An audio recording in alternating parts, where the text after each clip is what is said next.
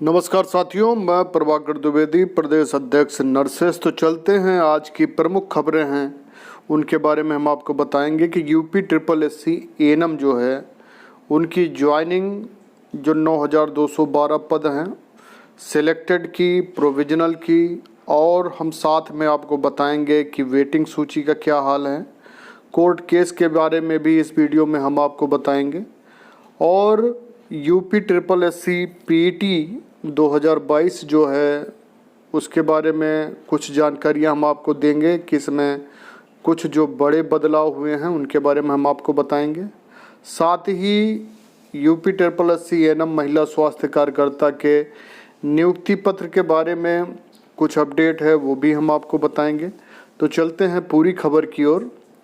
और 15 व 16 अक्टूबर को आयोजित होगी पीईटी।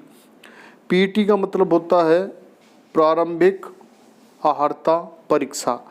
उत्तर प्रदेश अधीनस्थ सेवा चयन आयोग यूपी ट्रिपल एससी द्वारा प्रारंभिक अर्हता परीक्षा पीईटी का आयोजन 15 व 16 अक्टूबर 2022 को किया जाएगा। सभी जिलों में परीक्षा के लिए 1899 केंद्र बनाए गए हैं। परीक्षा 4 पालियों में आयोजित की जाएगी। इस परीक्षा में 37.58 लाख अभ्यर्थी शामिल होंगे, लगभग 37.5 लाख। यूपी ट्रिपल एससी के अध्यक्ष प्रवीण कुमार ने अभ्यर्थियों को सलाह दी है कि वो ओएमआर शीट पर प्रश्न पत्र संख्या को भरते समय विशेष ध्यान रखें। प्रश्न पत्र संख्या की कोडिंग की गई है।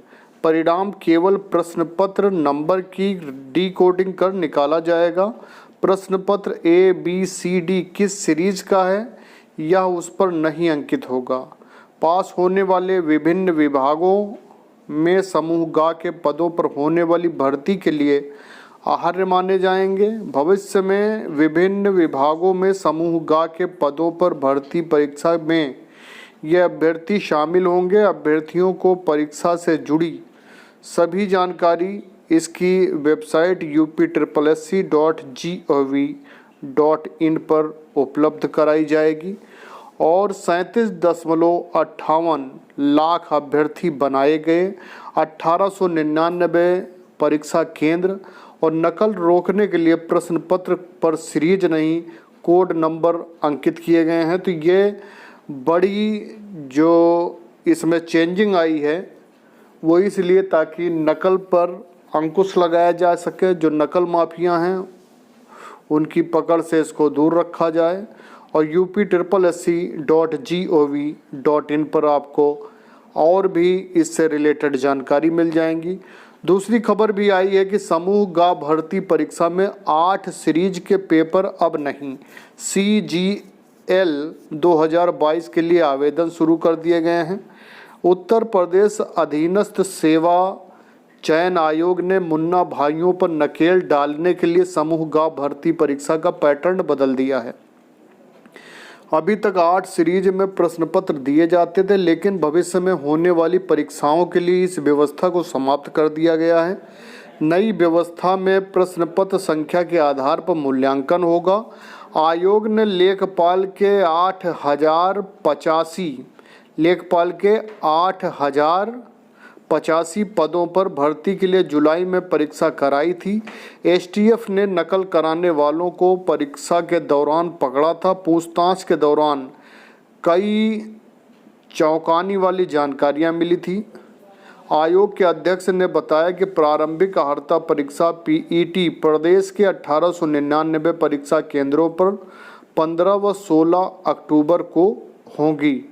तो ये काफ़ी बड़ा अपडेट है। और इसमें यह भी कहा गया कि CGL 2022 के लिए आवेदन शुरू कर दिए गए हैं। भारत सरकार के विभिन्न मंत्रालयों, विभागों, संगठनों में रिक्त पड़े ग्रुप B और ग्रुप C के स्तरीय 20,000 पदों पर भर्ती के लिए CGL एग्ज़ाम 2022 के ऑनलाइन आवेदन शनिवार से शुरू हो गए हैं। ऑनलाइन आवेदन 8 अक्टूबर की रात 11 बजे तक स्वीकार किए जाएंगे। 9 अक्टूबर की रात 11 बजे तक ऑनलाइन फीस जमा की जाएगी। तो ये काफ़ी बड़ी अपडेट है और आपको ये बता दें कि कुछ ये कारण भी है कि पीईटी जो इसका एग्ज़ाम जो है 15 और 16 अक्टूबर को रखा गया है, और अभी मैं आयोग गया था और परिवार कल्याण विभाग भी गया था, जहां पर उन्होंने स्पष्ट रूप से बताया कि अभी आप लोगों का जो प्रोविजनल है और साथ में सिलेक्टेड है। परिवार कल्याण ने तो ये बताया कि देखिए हमें सिर्फ सिलेक्टेड से मतलब है, हमारे पास सिलेक्टेड की लिस्ट आएगी, हम उनको ज्वाइनिंग दे देंगे, प्रोविजनल से हमें कोई मतलब नहीं है। उसके बाद में जब हम आयोग गए, हमने बताया कि भाई क्या प्रोविजनल से कोई मतलब नहीं रहेगा विभाग को, तो उन्होंने कहा दरअसल हम विभाग को लिख कर देंगे कि प्रोविजनल की आगे की प्रक्रियाएं आप लोग संपन्न कराएं। तो वो लोग साथ में ये भी कराएंगे। हाँ, यहाँ से हम जो है 15-16 में सिलेक्टेड की लिस्ट भेजेंगे और साथ में ही प्रोविजनल से रिलेटेड किस में कौन सी कमियां हैं वो हम बताएंगे और उसको सुधार करने के लिए एक समय दिया जाएगा। उस समय के दौरान उसको आपको सुधार करके सबमिट करवाना है, तो सभी प्रोविजनल जो हैं वो सिलेक्टेड की श्रेणी में आ जाएंगे। और सेम जो विधल्ट हैं उन्हें भी घबराने की ज़रूरत नहीं है। प्रोविजनल में माइनर फॉल्ट है और विधल्ट में मेजर फॉल्ट है, फॉल्ट दोनों में है। तो इसलिए यह है कि अपने अपने फॉल्ट दूर करेंगे निर्धारित समय के अंदर और आप सबमिट कर देंगे, आप सिलेक्टेड हो जाएंगे, आपकी ज्वाइनिंग हो जाएगी। क्योंकि परिवार कल्याण के पास सारा डेटा है कि किस ज़िले में कितने स्थान रिक्त हैं, कौन से ब्लॉक पर, कौन सी सीएससी पीएससी पर कितनी सीटें खाली हैं, वहाँ आप लोगों को भेज दिया जाएगा। और आप लोगों से ज़िला भी मांगा जाएगा, जो डिस्ट्रिक्ट प्रेफरेंस है वो आप लोगों से मांगा जाएगा, क्योंकि इसमें आप लोगों को होम डिस्ट्रिक्ट जो है वो मोस्टली प्रेफर किया जाएगा। बाकी मैं सभी से यही कहता हूं कि देखिए ज़्यादा भ्रामक सूचनाओं से दूर रहिएगा। आप लोगों का सिलेक्शन हो चुका है, आप प्रोविजनल में हैं फिर भी आप सेलेक्ट हैं, विधल्ट हैं वो भी सेलेक्ट है, और सेलेक्टेड तो सिलेक्टेड हाई हैं। बस खाली विधल्ट में थोड़ा सा मेजर फॉल्ट है, प्रोविजनल में माइनर फॉल्ट है। ये जैसे आप लोग इसको क्लियर करते हैं सभी की ज्वाइनिंग होगी। ज्वाइनिंग आप लोगों की कहीं से रुकने वाली नहीं है। आप सेलेक्टेड होने के बावजूद भी आप डरे सहमे से ना रहें, और मैं नहीं चाहता हूं कि आपकी इस कमी का लाभ कोई उठाए। तो ऐसे लोगों से आपको दूर भी रहना है जो आपको भ्रमित करें कि मैं आपको करा दूंगा, मुझे इतना पैसा दे दीजिए, मुझे ये सुविधा दे दीजिए।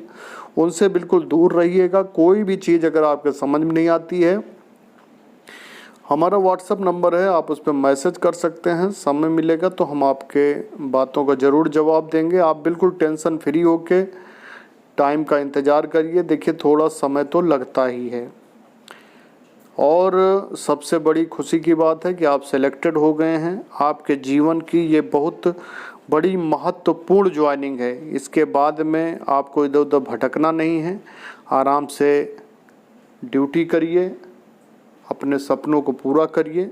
बहुत बहुत शुभकामनाएं हमारे चैनल की ओर से। और जो लोग हमारे चैनल पर नए विजिट कर रहे हैं तो चैनल को सब्सक्राइब भी कर लें। बाकी मैं कोर्ट केस के बारे में बताऊं, देखिए कोर्ट केस तो हर भर्ती से पहले भी होते हैं, बीच में भी होते हैं, बाद में भी होते हैं। और आपको बताऊं कि आयोग की प्रक्रिया पर कोर्ट केस से कोई भी प्रभाव नहीं पड़ता है। हाँ, कोर्ट केस लंबे समय तक चलते हैं। यदि उनमें किसी प्रकार का कोई आदेश आता है तो बीच में कुछ सीटें बढ़ा दी जाती हैं, लेकिन जो सिलेक्टेड हैं उन पर कोई प्रभाव नहीं पड़ता। ना सिलेक्टेड पे प्रभाव पड़ेगा, ना प्रोविजनल पे, ना विधल्ट पे। हाँ, जो सीटें खाली हैं, अगर लगता है कि किसी के साथ अहित हुआ है, उसका नंबर ज़्यादा था, इसमें नहीं सिलेक्शन हुआ है, तो उन्हें कोर्ट द्वारा लाभ मिलेगा और वो ज्वाइन हो जाएंगे। उसके लिए वो प्रयासरत हैं, उनके लिए शुभकामनाएं हैं हमारी। लेकिन किसी को देखी देखा आप उनके पीछे मत लगिए, क्योंकि बहुत से दलाल लोग भी हैं जो आपको लंबे लंबे वादे करके आपसे कोर्ट केस करवा के उसके नाम पे पैसे वसूलेंगे। तो आप हर कदम पर अपने विवेक का विशेष ध्यान रखें। कोई भी ऐसा कार्य ना होने पाए जिससे आपका नुकसान हो। हाँ, यह कोर्ट केस की वजह से थोड़ा सा ज्वाइनिंग पर प्रभाव तो थोड़ा बहुत इसलिए भी पड़ जाता है क्योंकि वहाँ से समय मांगते हैं कि भाई मुझे, सबसे पहले तो जब कोर्ट केस होता है तो उससे फाइल पूरी पढ़ने के लिए समय लेते हैं अपोजिट पार्टी के, फिर उसका काउंटर फाइल करने का समय लेते हैं, फिर रिजॉइंडर दाखिल करने के लिए उधर से समय मांगा जाता है। तो इन प्रक्रिया में थोड़ा समय तो लगता है और उसकी वजह से थोड़ा बहुत ज्वाइनिंग में भी समय लग जाता है। लेकिन आप लोग ये ना सोचिए देर है, लेकिन यह है कि उससे आपके ज्वाइनिंग पर कोई प्रभाव नहीं पड़ेगा। आप लोग बिल्कुल भी टेंशन फ्री रहिए। रही वेटिंग की बात, तो देखिए मैं शुरू से बताता हूँ कि आयोग में वेटिंग का कोई भी प्राविधान नहीं है। आप लोगों ने इतने पत्र भेजे हैं, यदि आपके पत्रों का या आपके सोशल मीडिया पर जो आपने कार्य किए हैं ये माननीय मुख्यमंत्री जी महोदय के संज्ञान में पहुंचता है, यदि वो कोई निर्णय लेते हैं तो देखिए असंभव कुछ भी नहीं है, हो भी सकता है। तो मेरा कहने का मतलब ये है कि प्रयास करते रहना चाहिए। फल मिलना ना मिलना ईश्वर हाथ में है, लेकिन जो आप प्रयास किसी चीज़ के लिए कर सकते हैं तो ज़रूर करना चाहिए। बहुत बहुत धन्यवाद है, बहुत बहुत शुभकामना है।